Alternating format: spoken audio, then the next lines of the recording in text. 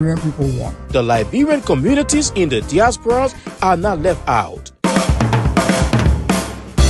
That's why Diaspora Talk is back on your screens on KMTV.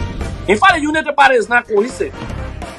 Be it social, political, economic, and other issues affecting Liberia and the diaspora Liberian communities. I did not expect to even make it to Hollywood. Joan Cyrus McGee and Nathan Charles every Monday, Wednesday, and Friday, 12 p.m. Central Standard Time, live on KMTV, Facebook, and YouTube. I want to be arrested in the midst of my people. As they discuss the issues blending the voices from Liberia and the diaspora Liberian communities. The Liberian Business Association in the diaspora should be used as a vehicle for economic development in Liberia because no country can develop without a diaspora impact. For sponsorship, call cell numbers 612-806-5896, 816-433-3979, or better still, email us at usakmtv@gmail.com. Diaspora Talk, don't miss out. And I tell you, welcome, all of you in Liberia and the Liberian communities around the world. I'd like to say welcome to a fresh edition of Diaspora Talk here on KMTV Liberia. Creative Minds Television, we are everywhere. That's why you can find us on Facebook, on YouTube, and the KMTV official app. And the app is just bumping up. It's just blowing up. A lot of things that are running. As you know, KMTV is also on channel 3, Satcom in Liberia. And of course, the Satcom channel is streaming live on the KMTV app, 24/7 Liberian content you find on the app, as well as our event channel. And of course, the business channel. Very soon, the KMTV religion channel will be coming up, where you religious people will have the opportunity to watch things that are as it relates to your religion, and it's all on the app. Download the app in all of the app stores, whether it is on YouTube, Roku, Fire TV, Apple TV, Google TV, your iPhone, your you name it. Just search KMTV Liberia. You will see the logo like this. And from there, you can download and enjoy our KMTV app on the go.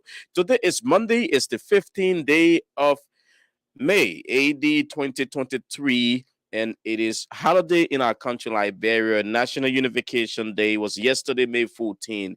And as you know, when the holiday is on Sunday in Liberia, it is celebrated on Monday. And today, I'd like to say happy Unification Day to all of our brothers and sisters at home and here abroad in the diaspora. My colleague Nathan Charles is here with me on this edition of the program. Nathan, welcome. We hope to be joined later on by Joanne Prowse here.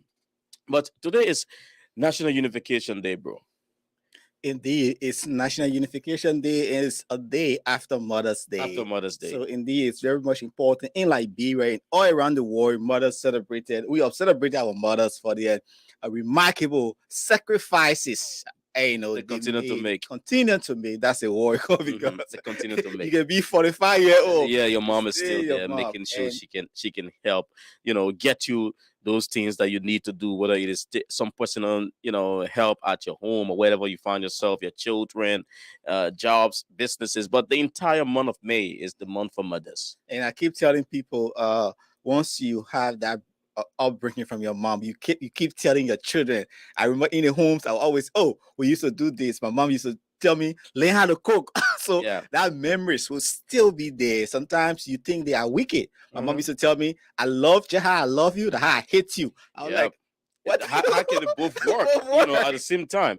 But again, they don't want to spoil you. Our parents would not want to spoil you because of that. The society we're in today is not a Liberia. You have to come home. If the woman you put the food on the table, you can get up and eat because everybody putting in the hours here. The females are doing, they are very, very great. The mothers, sisters. So if you have a wife or fiancé, you should also do hand in hand. In Liberia, they say the women are walking by the men side by side, but here they even running side by side. So it's like you have to get up and help around, do things. And those little trainings that we got from our parents, they are living with us today. We are here and making it, the best way we can. Yeah. So we like to say thank you to all of our mothers, our sisters, those of you out there who even don't have biological children, but you are helping to take care of that child, those children. Would like to say hats up to all of you. Yeah, and I mean, something touched my heart. I was like ear dropping, and somebody said, like, "Hey, Lily, I don't have kids. I'm not knowing. I don't know how this day would be like for me, but I think I'm going to get on my horse and go on my farm." But I reminded her that, hey, the sacrifices you have made to other people, so keep up the courage. Not everybody God gave them that childbearing, the fruit of the womb.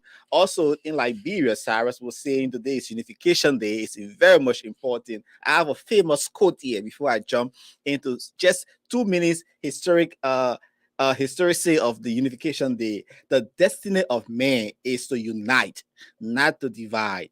If you keep on dividing, you will end up as a collection of monkeys throwing nuts at each other out of separate trees. So the destiny of man is to unite. Unification Day was declared by President William V. S. Tubman, as you know, way down in 1960s, aim at ensuring that Liberians unite. Because when our free slaves came from America and other countries landed in the country called Liberia today, and how can they foster unity?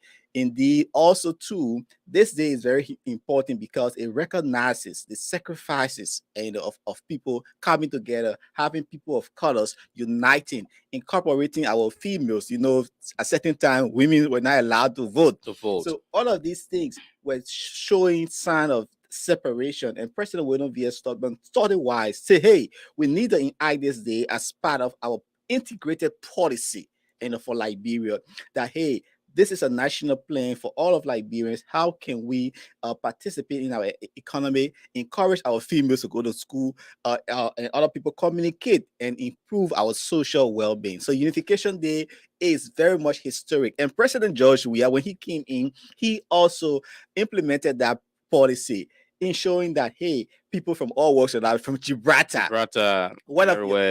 based on your status, people who went to 404, you went to Harvard University, how can we form a common camaraderie? How the US students say.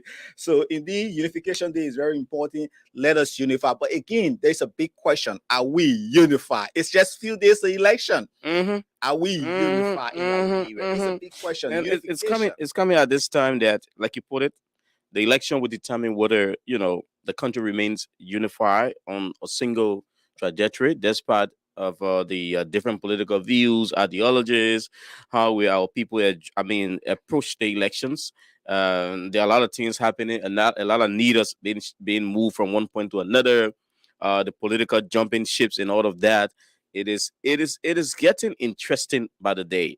But just before we go to that point, I was thinking that we take minutes of this message by President Weah on today's commemoration of National Unifications Day. He had a message for Liberians. It's out there. If you've not yet listened or watched it, I would like to play an excerpt of that. It's like 8 minutes. I don't think we can play the entire thing, but let's see what are some of those things that the president, tailor in his message today to Liberians. We'll be right back. Let's take this very quick break. My fellow citizens, on this occasion of National Unification Day, I come before you to reflect on the significance of unity and its profound impact on the strength of our nation. National Unification Day stands as a testament to our collective efforts in overcoming social divisions. It is an opportunity for us to recognize the progress we have made and to acknowledge the work that lies ahead in building a more prosperous Liberia. As we commemorate this day, I am mindful that we may hold different perspectives on how our nation should move forward. We may have different views of the priorities to achieve this, and we may have different versions of our national vision for this country. This national cause resides in our fidelity to the pledges made in our oath of office, and our dedication to the rights, freedoms, and opportunities enshrined in our Constitution.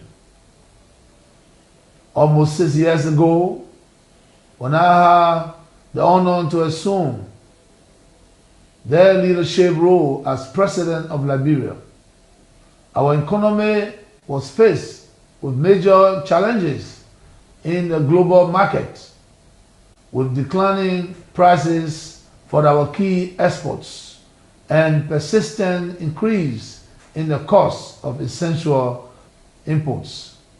Since then, under my leadership, my administration has been able to place our economy on a strong and stable footing for growth, development, and prosperity. My fellow citizens, even as we have been successful in turning our economy around, I would like to acknowledge that we could not have done it without your patience and understanding.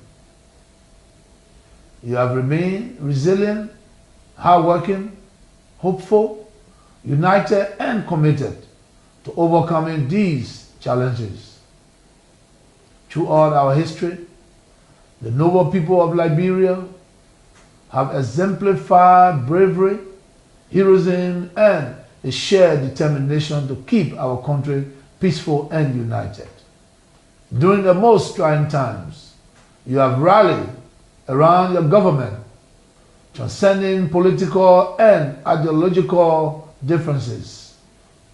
I wish to assure you, for my part, that as we grow our economy from strength to strength, I will always remain steadfast in my duty to seek the welfare of each and every one of you. As your president, I am devoted to leading our country from poverty to prosperity. Yet, the very essence of Unification Day reminds us that this task cannot be accomplished alone. It requires our collective efforts to develop our human capital, foster a vibrant economy, protect our citizens, particularly women and children, by strengthening the rule of law and ensuring peace and reconciliation. Let us collectively uphold the rule of law and combat corruption, exploitations, and other vices by providing information wherever we suspect their occurrence, be it in our community, churches, schools, or workplace. I look to you with the expectation that we will also instill these civil values in our children, ensuring that they will pass them on to their generations yet unborn, who will carry the torch of integrity into the future. I tell you, President George, we are there is like 8.5 minutes of a message to Liberians on this celebration of National Unification Day in our country, Liberia. And I like to again say happy National Unification Day to you all in and out of Liberia. Celebrate with great deal of respect for one another. And we've been joined by the lady, Joanne C. Proud. Joanne Proud C. And yesterday was Mother's Day. Happy Mother's Day. Thank you. Even though Mhm. I didn't get any message from either of you, No power see us. I'm not going to hold it against So you. you will watch Jadeko anywhere. I'm not going to hold it against you. I'm just saying. Okay, I think I'm missing one Prince Nigo song for you, sweet mother. I did comment on your Facebook post telling you Happy Mother's Day. They were too plenty. I know they were too plenty. Personally, yeah, we should have done that. I'd like to apologize since you brought it up openly. I'm sorry. Yeah, that's why you wanted me to do, right? Yes. I'm sorry, but Happy Mother's Day. I will call someone going to single mother day. And how did you spend the day? I spent most of the day sleeping. Well, we had a family brunch during the late morning hours, Hmm. and then went back home and just slept all day. Wow, so that was a good one indeed, and I know is gonna continue until the end of the month. Next month will be for the fathers, Mhm. and we be celebrating. But I mean, it's good to have you with us on this edition of the program, and it's National Unification Day. You listen to President Weah Nathan at the end of where I cut that excerpt. He talked about passing down, to our children. So what's special that Liberia can pass down to the young generation?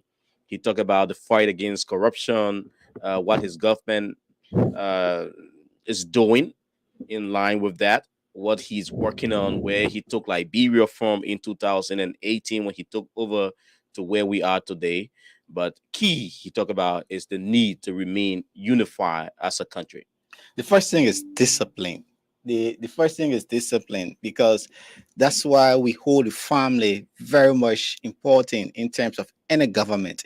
If that upbringing is not there for that kid, definitely society will have a negative effect. So the first thing is that family upbringing. That's why he said we need to pass that mental, that leadership, that respect, that culture, our values down into our family.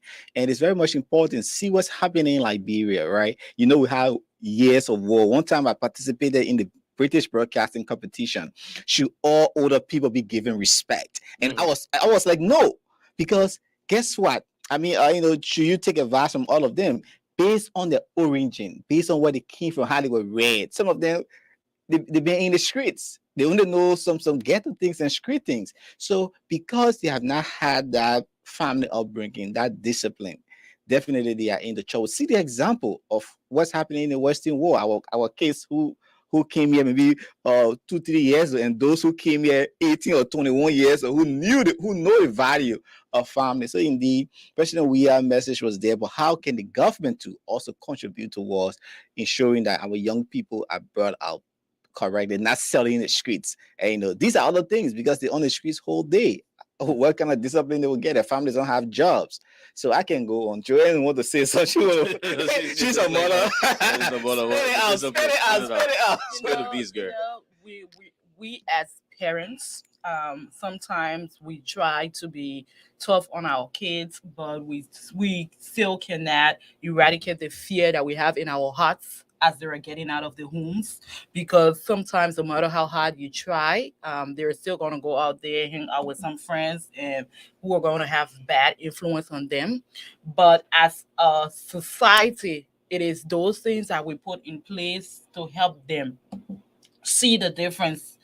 Although we might be able to help them within the family and say, look, this is bad and this is good, but when they get out there, will they be able to continue that thing they've learned from home? Will they be able to continue it when they're out with friends? But if they're in a society where there are mandates on those things that are restricting them from doing certain things, they will be able, or they might do it, but it would not be as much as they would do if there weren't any restrictions.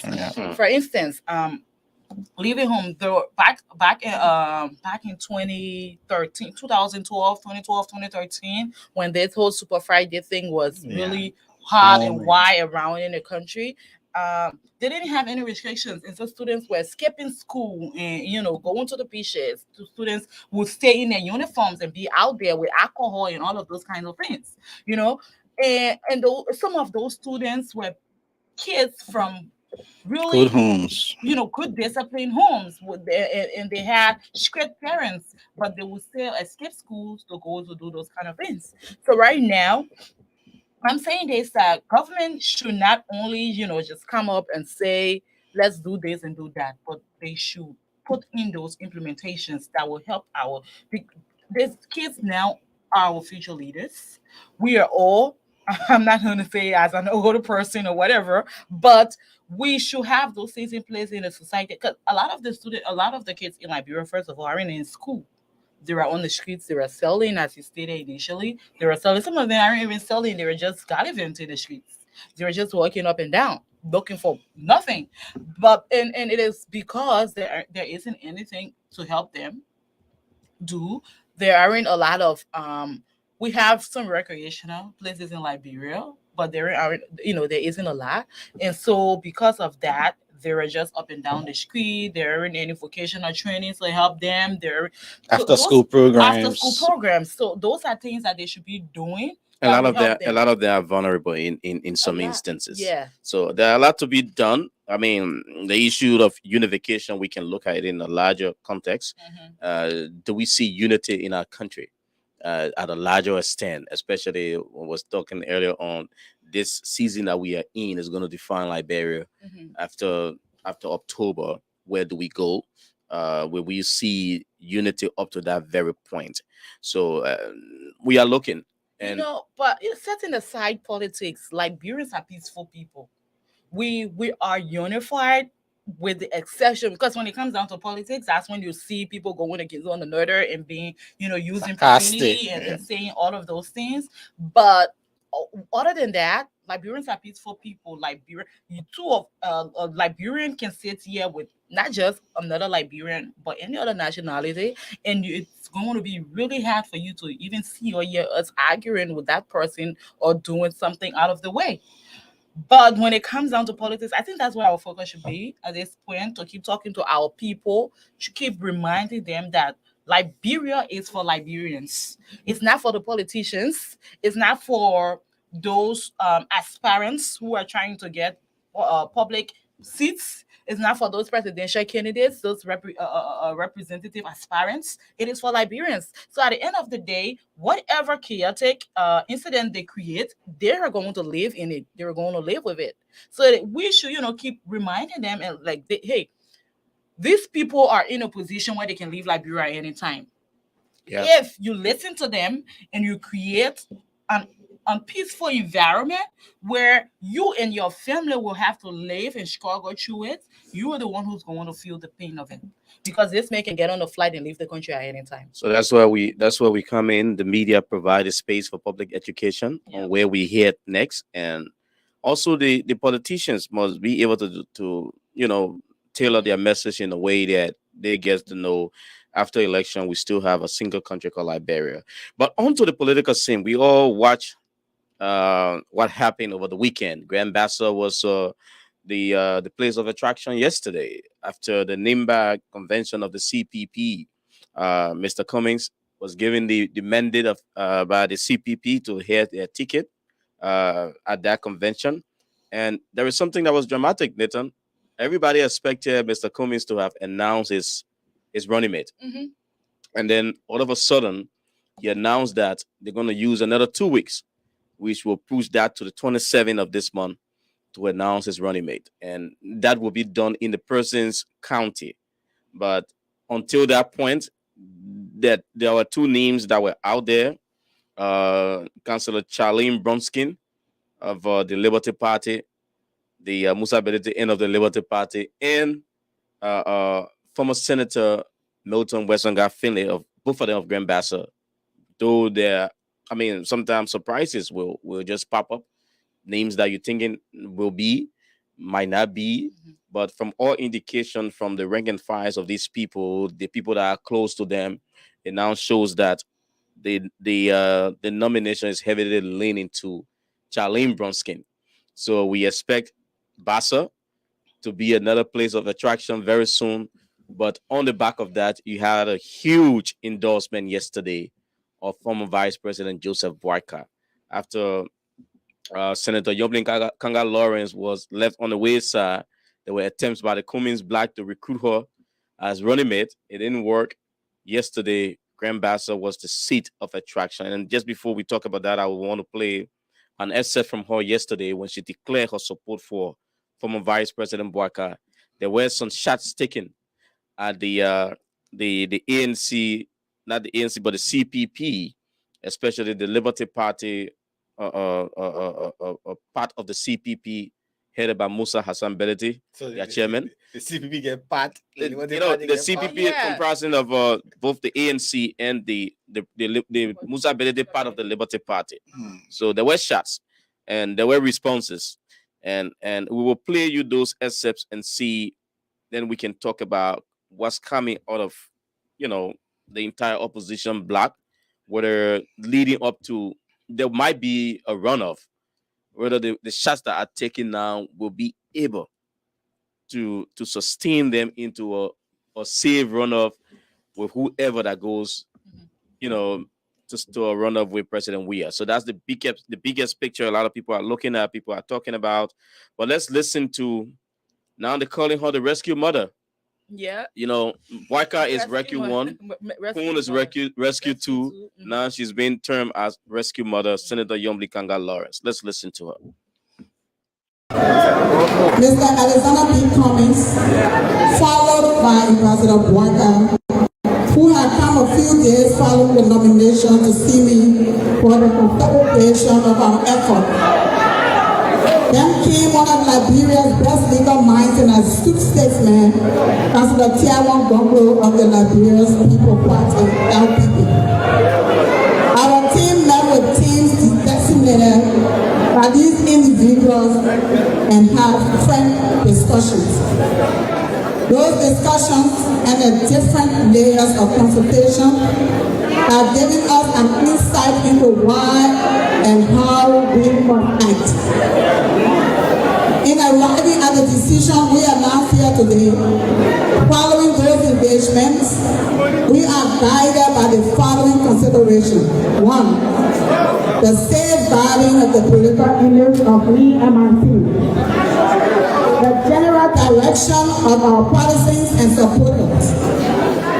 The prospect of forming a winning ticket at this time of the electoral calendar, and the long-term best interests of our nation.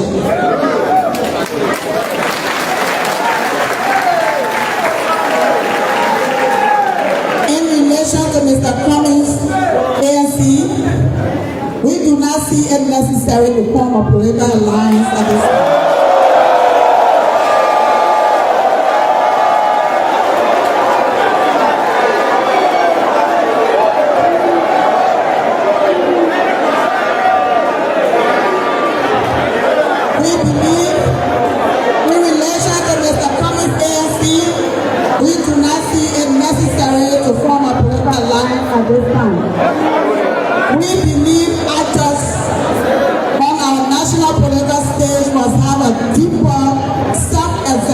Of truly political events that will lend themselves to political collaboration or the reverse thereof.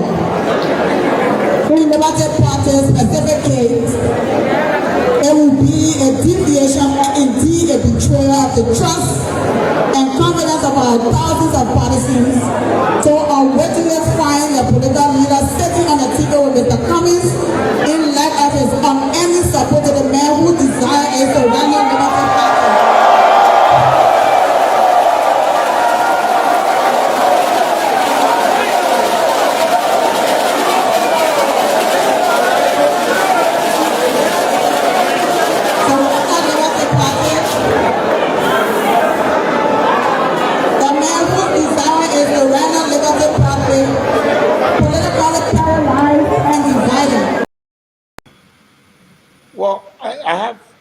I have a three-part response to everything.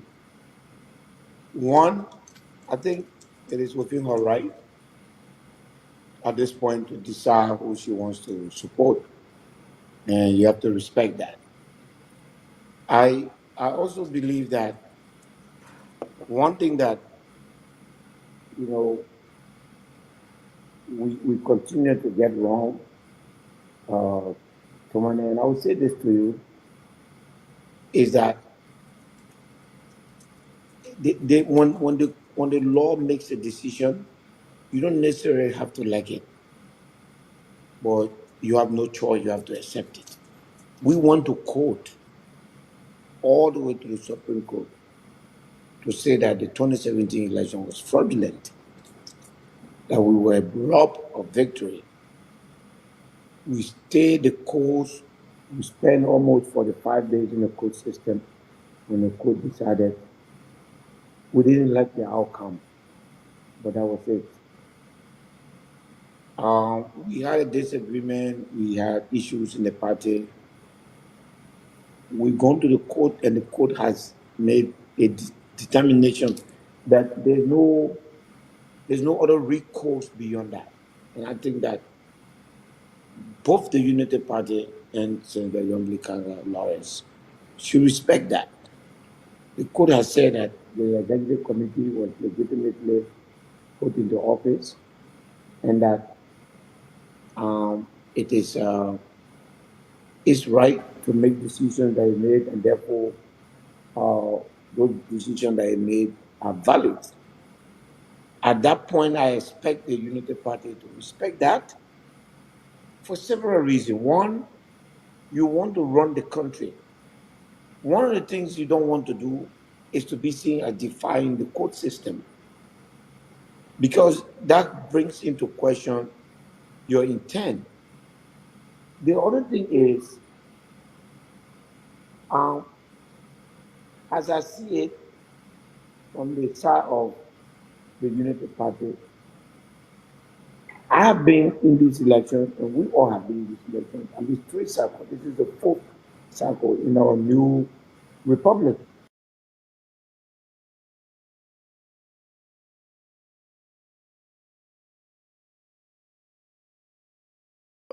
Technology wants to get her away here, but Musa Belete there, he's the chair of the collaborating political parties, the CPP. Nathan, let's start firstly with Yombly.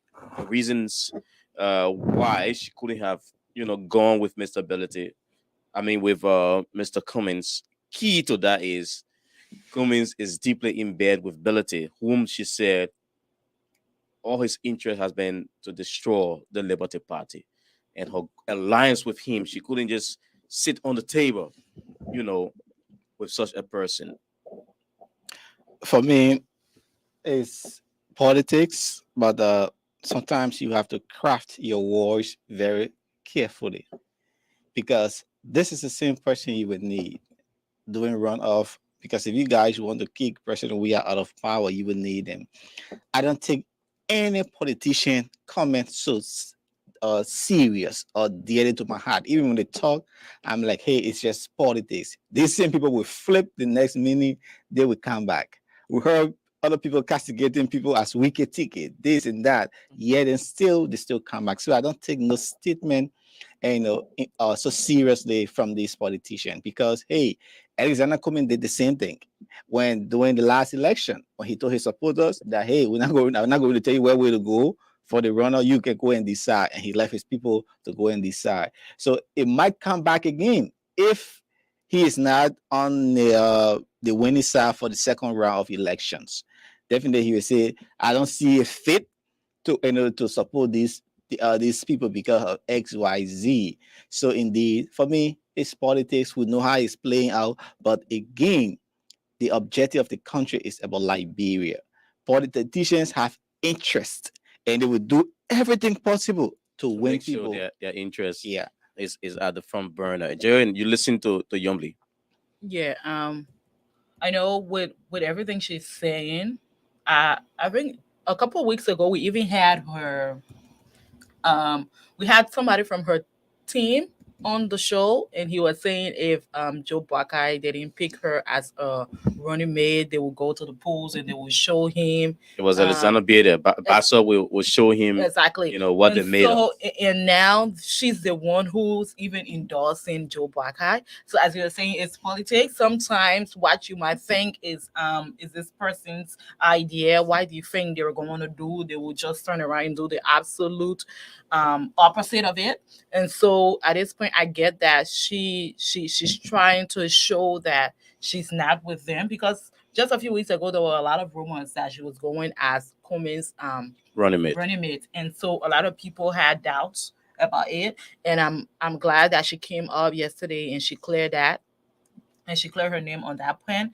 But as Nathan just stated, in the after the first, I don't think we are assuming like Cummins might not be a part of the first round. It might be anyone. Yeah, it might be anyone, But in case he isn't, they would need him. Girl. And but Liberia right now, anything is possible. You know, you could be thinking that this person will be the one to top the first round, and before you know it, it's somebody you might not even be expecting, because our people, they can just surprise you. But I think what Yombly did yesterday was good for her own career, because not only did Liberians have doubts, a lot of people were thinking that she was trying to play both sides. Because a lot of people were saying she was trying to hold on to both Unity Party and ANC, and Hence, just, play both sides. So I think the way she came up yesterday and said it out straight was better for herself and a lot of her supporters who had doubts that she was trying to be with both places. what?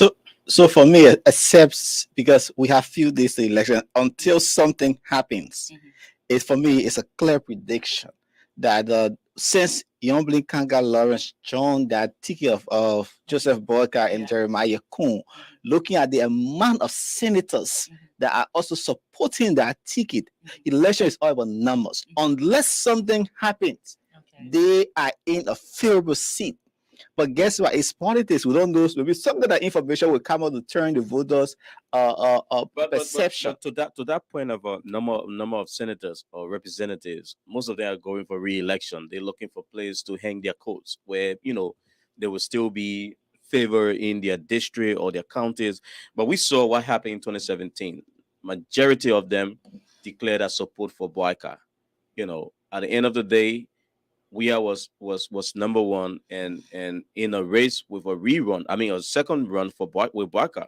So my whole thinking here is her endorsement of Boyka.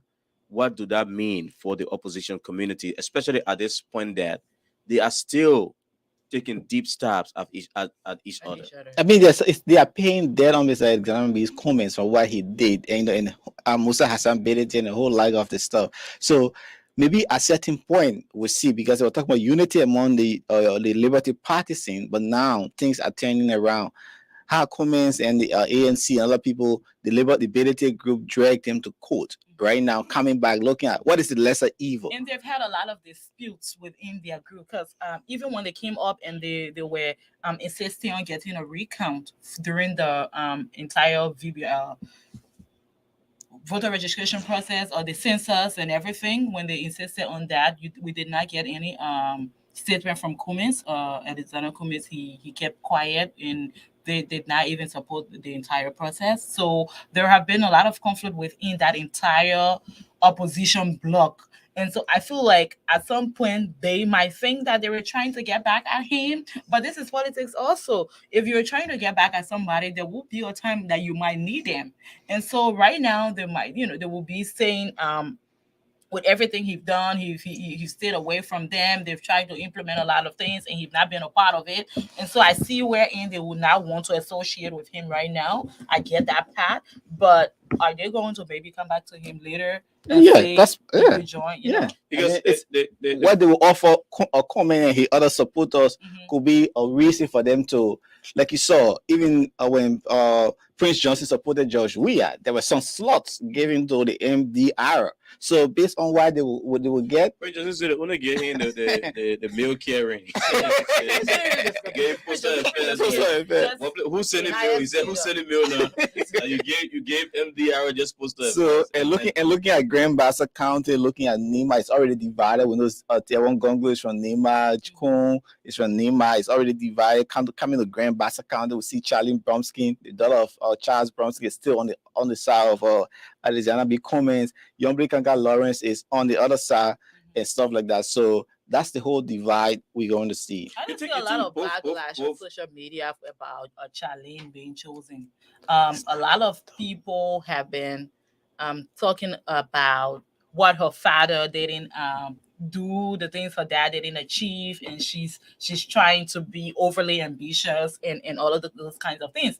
I don't think people should be blaming Charlene for getting into politics at this point. She's already seated to be the next representative. She's also contesting for that Right. And so her going as a vice presidential candidate, I don't think young people should be backlashing. I think people should be actually proud of what she's trying to achieve, especially the young people. I saw a lot of insults on social media yesterday about what she's trying to do. Her dad didn't go anywhere in politics. You know, I'm not saying it as a supporter of her, but I think it's important that a young lady as herself is trying to achieve something, she should be an inspiration for other people to do the same. It's not that we should all get into politics, but she didn't do anything wrong to be mentioned or be in the running as a vice presidential candidate to Alexander B. Cummings. Well, is and up to Saturday, she said that Friday, that is, she said we have not been picked, and I'm still remaining to contesting from a representative seat, but everything is proud to when a pronouncement is made. Yeah. When Mr. Cummings finally comes up and say, "Oh, I'm taking Charlene Brumskin," but from all indication, when you look on social media from the closet of these people that are posting, that shows clear sign of Charlene being on the ticket with Mr. Cummings will tell you that yes, I mean it is like the Bassa people or the Bassa Bell is down the hottest commodity. Yeah. And with do you think that both candidates, I mean the both people, whether it is Senator Yomblikanga Lawrence, is Charlene Brumskin, the question here now is who could carry the larger portion of the Bassa votes, depending on the people that they are supporting or they are with? Considering Liberia, as we said initially, it's politics people could change, but for what we know of Liberia, we are not people who are used to change. We will rather go with the person we've known and stick with you, even if you're not treating us well. I'm not saying this because Senator Lawrence is treating the Basilians badly. However, Liberians would rather stick with somebody they know than bring in somebody new. Charlene might not be new to them, but they are more familiar with Senator Lawrence as she's been seated there with them for a while now. And so I think she will have higher influence over them than Charlene Brumskin. Charlene is new to them. She might not be new in the spot where her dad has been from there and contesting to be president, but she's new to politics within that area. And so they've known Senator Lawrence, they've been with her, she worked with them. And so I feel like she will have higher influence from that area over Charlene. Liberians, we like to stick with the people we know. Sometimes we love new things too. It's difficult. I'm not saying we do not like new things, but we would rather stick with the people we know. We've seen it a lot of times in Liberia where somebody who have been in a position, they've not been doing anything, but Liberians are still going with them. Now let's look at the fact that you listen to Mr. Cummings. One of his key points over the weekend was, I mean, when he accepted the nomination from his party, was it is not time that we throw insult at each other. It is time that we keep the campaign clean when it opens, because it's not yet campaign period. But it seems as if to say everybody pushing what they want, right? But we should do it with civility. We should have respect for one another. That was one of his key points. But looking at the other end, supporters of these people, the phases of the tickets will come and make these statements. But with their supporters, on the other hand, going at each other, what impact is that going to make on their different camps? So crafting campaign message is very much important. How you communicate, the words, the choice of all words you use, your strategy, how you go about tearing down other people. There is nothing wrong in campaigning tearing down other people. We saw what happened with Vice President from the United States of Kamala Harris and Joseph Joe Biden. We saw they went in a heated primary and they dealt with each other.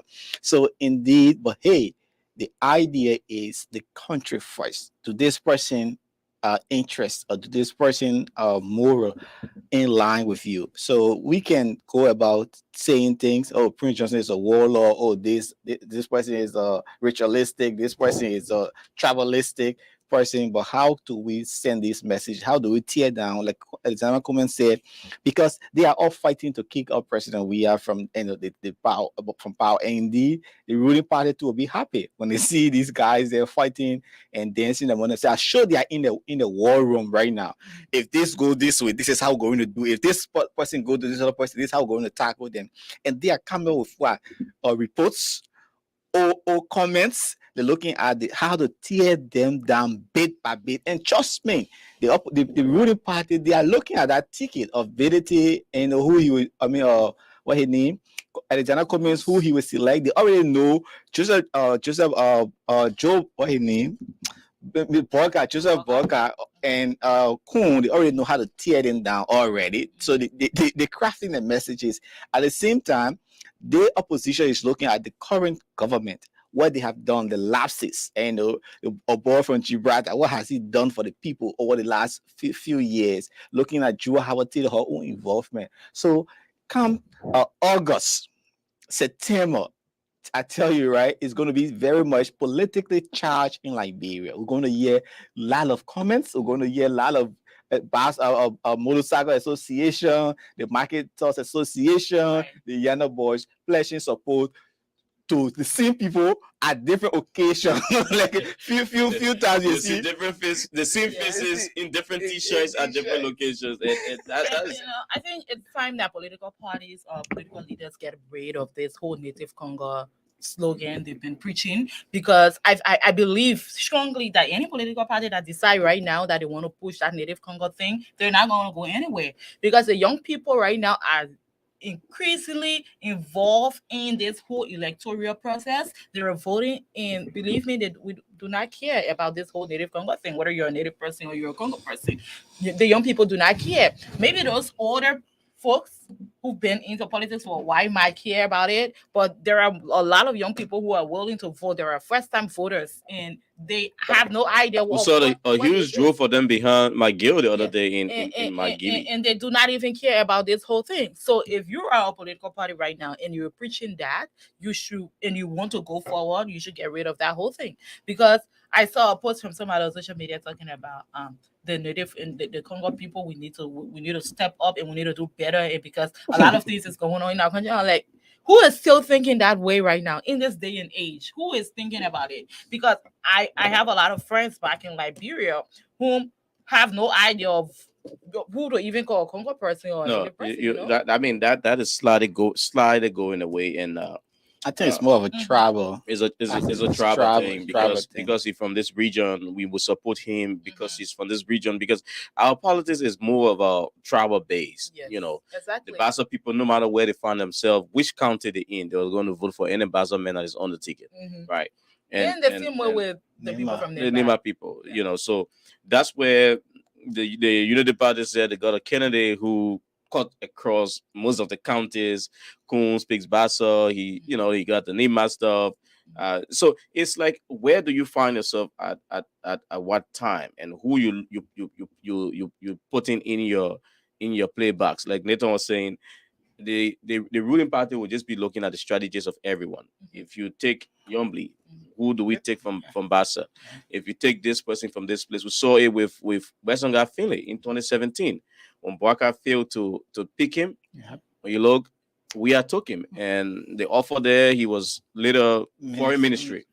Minister of Foreign Affairs. So the negotiations that are behind the scenes, those that are working in it, I may be wrong, but there is a big reason why Yombli will even accept to go with the Boycott team to support them. We could make you our campaign manager. We could make you president pro tempore of the Senate, just in case we get the numbers in there. So there are key things, but one person that I enjoy, that is kind of like taking a stab at everything, is Babe Yeke Koluba. Oh yeah. And to my surprise, Yeke is in Nimba with the CPP. And then yesterday evening, Yeke is in Bassa. Oh yeah, yes, I know. So and I'm sitting wondering, how is it happening? When he gets at the CPP convention, he's being celebrated. In fact, he was driving around Nimba with motorcyclists. Yeke is visiting how you call them, mental state facilities to see how Liberians are suffering there, the condition to live in. Under the In the George, next- we are In the next 24 hours plus, Yeke is in Grand Bassa, Yeah. there to watch the endorsement, and he did not just sit. He took the microphone, Oh, yeah. and whenever he goes, he's talking about opposition unity.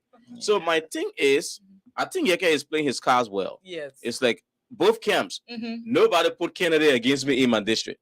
Don't you think that way, Nito?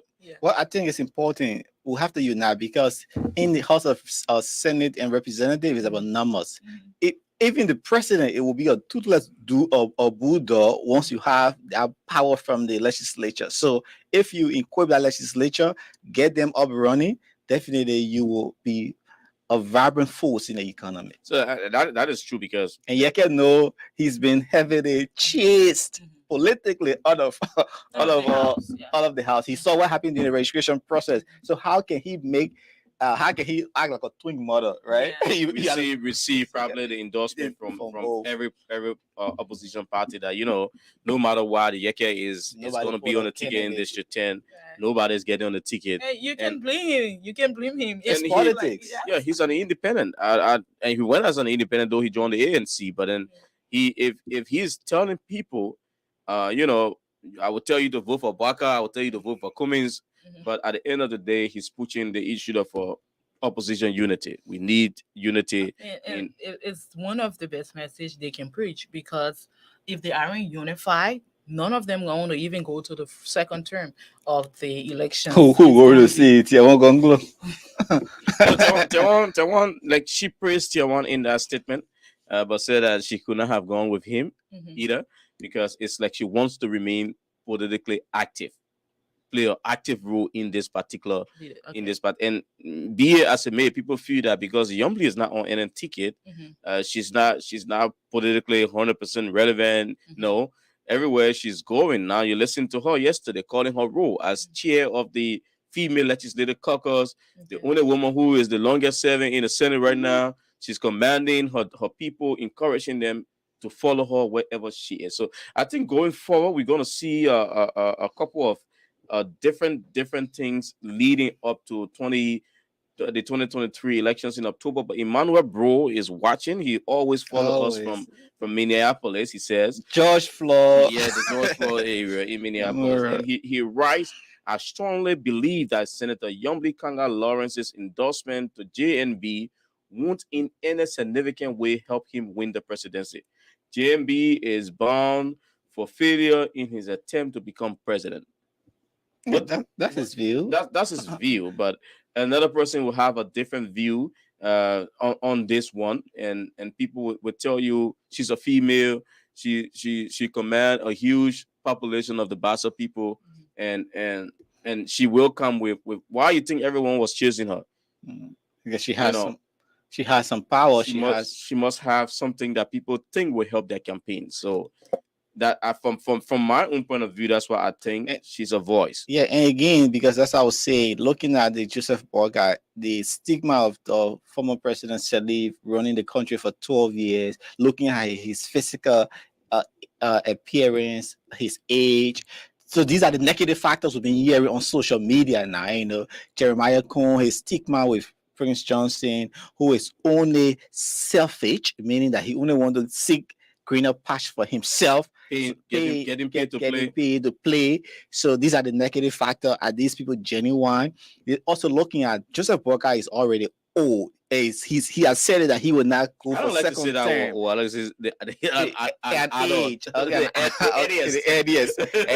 I mean that I'm just picking back on things I've been seeing on social media. He's too old to go for over a term. It's not my word. I'm just saying things. These are the negatives we've been seeing about him.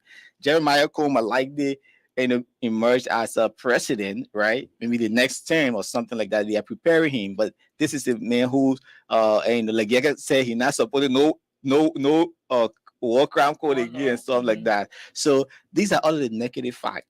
How can Jeremiah Coon rule our country if Joseph Boga is not physically fit to rule the country? So looking at the issue of George Weah too, right? George Weah been 5 years, almost 6 years. The things he has promised to the people, he has yet to provide all of them. And the issue of I got it. What his slogan? Change for hope. And we're still seeing people living in abject poverty. The opposition going to use that. People are still remaining hopeful for change. Fine. And so these are all of the negatives we see about the George we are presidency. So how can we set the balance? What are the voters going to go into? It's all about interest. I was joking somebody who was against Joseph Boca going for president now, but they have an attachment with Jeremiah Kung. For that reason, they will. So I'm like, oh, politics now is about interest. The same man you say he was old, he was sick, he was there. The same story. You supporting him. The same story is with Prince Johnson, right? When he supported Madam Salif, the citizens call him names, a war criminal. He's this, he's that, he's the other. But then 2017, when he held the hands of President Weah talking to Nimba, he was the heaven sent, you know, the Godfather. Yeah, you know, the party people who hail him. During the 2 times he went with them, or the time he went with them, they now start to call him names. Now he's back with them.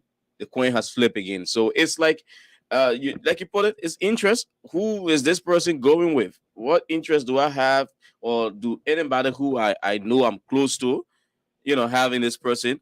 By extension, you also have interest in them, and the tide will flip.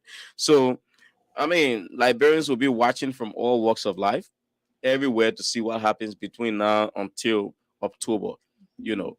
And there are a lot of leaders that will move around. And all of those people that are not on tickets now, we will know where is this person going for us, who is coming to what. It will be a huge one to see. So we almost out of time. We soon be wrapping it up, but that's what we are. We are Liberians.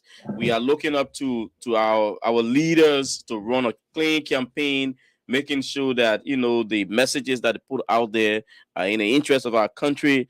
On this National Unification Day, we know that it's time that we start to speak messages that will resonate with our people and we keep them unified, because if not, we don't want to have another peace talk after October. We knock on wood so hard. That's not going to happen. And going forward, that's what I expect. I don't know what you guys will expect from our leaders. Well, a lot of things are expected of them, and we're hoping that this time around they can at least keep to their words. They should not just go around saying things that just before the election even start, they change from it. A lot of promises were made during the last election, during the last campaign, and we have not seen even a 10 of some of those promises. And so at least at this time, Liberians were watching them. It's not just for the Liberians, but a lot of people around the world, you know, just this past December, a lot of people, a lot of African Americans left this place and they went to Ghana for the Afrofest. Ghana was crowded. The people's economy, their entire tourism sector. Yeah. They got a whole lot of money from that thing, because over the whole month between December to January, Ghana was so crowded. People were sleeping. People were in the streets. Can you imagine how much dollars those people raised from that thing? So those are things that people are watching. Like we ourselves can sit down with people and say that we do not have security, and it's true. So you do not want to encourage anybody to even go to Liberia. It's, you know, in case something happens to them, it's on you, because you are the one who encouraged them to even go. Let me just inject. In Ghana, the tourist sector contributed 3.1 billion US dollars to the country's economy. It's a lot of money. And so every time when we sit down and we see these things, for me personally, it saddens me, because Liberia being the oldest country, Liberia being where the free slaves were settled, the Providence Island is over there. Those are places that people should want to go to see. So going on to 2023 elections, yes, we should be able to, you know, to work on those things, increase our security, increase our tourism sector. Let people want to go there. Let people, because the tourism sector can raise a lot of money for Ghana. Liberia should not, should be the same. People should want to go to Liberia and say, I want to go to see the Providence Island. I want to go to see where the ship landed. I want to go to see where our forefathers were first settled. instead of going to places, I get that Ghana is is in West Africa. People It's ahead of us in a lot of things. A lot of things. We should work on our things so that people will want to go there as well. Yeah, so that's it right here. We cut it a shot. Nita, I don't know whether you want to add anything else to wrap it up. We're already out of time. Yes, basically, election in Liberia is crucial, and the media must play a very important role. Do not put it to heart what politicians say. That's rhetoric. It's just on the lips. So do not put yourself at the center of it to start castigating or hating your friends and, and calling them names. I know Cyrus for many years. Cyrus is there, won't go and glow where they were on a party. They I'm like, okay, because I'm on the other party, they will start to go into personal life. Friends becoming enemies, family tearing apart because of politics. After everything, you have to come back as family, as friends. You have to be able to look at each other in the faces and say, yes, we did it at that time. Now it is over with. It's the next 6 years, 2029, before we can go back at that level. Yes. So that's a very great point. And on this note, we'd like to draw the curtains on today's edition of Diaspora Talk. I'm Cyrus McGee here with my colleague Nathan Charles and Joanne Prowse here. We drill you through on this National Unification Day, a day that is celebrated in Liberia, asking for unity, asking for peace. And indeed, that's the loudest we can go, is to make sure we can scream our voice and asking that we maintain the peace during this time of our country's democracy. Until Wednesday, when we are here with a brand new edition, do have yourself a wonderful, wonderful time wherever you find yourself across the world. Liberia is all we have, and let's keep praying for our countries. Let's leave you with this one from the Pack Liquor Store, one of our sponsors here on Diaspora Talk. I wish you all the best. Bye-bye. Let your celebration begin with Pack Liquor Outlet, your first Liberian-owned liquor store in the city of Brooklyn Park, Minnesota. We have everything that you need to set that special occasion or bride. For your next party or great get-together with friends, visit Pack Liquor Outlet. We have great selection of beer, wine, gin, and many more at affordable prices. Our customer service will make you always want to come back. We are open Monday to Saturday, 9 a.m. to 10 p.m. and Sunday, 9 a.m. until 6 p.m. Pack Liquor Outlet, your one-stop celebration store. We are located at 6315 Zine Avenue North, Brooklyn Park, Minnesota. Visit us today and feel the difference.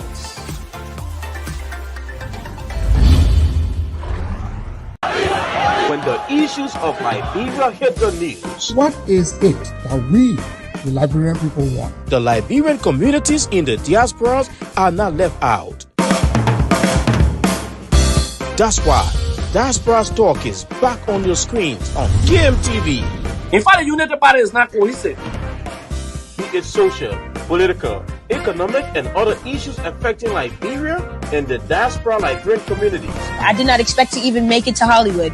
Join Cyrus McGee and Nathan Charles every Monday, Wednesday, and Friday, 12 p.m. Central Standard Time, live on KMTV, Facebook, and YouTube. I want to be arrested in the midst of my people. As they discuss the issues, blending the voices from Liberia and the diaspora Liberian communities. The Liberian Business Association in the Diaspora should be used as a vehicle for economic development in Liberia because no country can develop without a diaspora impact. For sponsorship, call cell numbers 612-806-5896, 816-433-3979, or better still, email us at usakmtv@gmail.com. Diaspora Talk, from this house.